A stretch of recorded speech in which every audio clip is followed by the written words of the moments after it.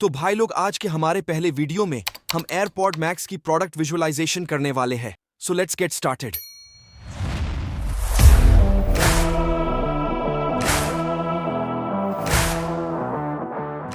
हम यहाँ AirPod max का प्रोडक्ट विजुअलाइजेशन करेंगे जो दो पार्ट्स में आएगा। पार्ट 1 में हम ये कुछ 5 इंपॉर्टेंट पॉइंट्स करने वाले हैं। So let's get started. तो अभी आपको sketchfab.com सर्च करना है और आप मॉडल को डाउनलोड करके ब्लेंडर में ऐड कर लीजिए। Then add cube and follow my process and do same to same.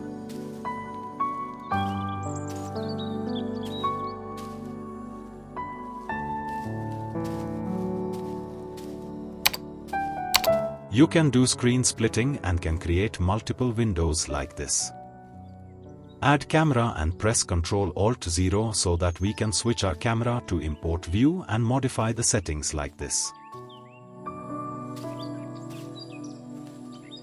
Now for the rest of the process, just follow me exactly.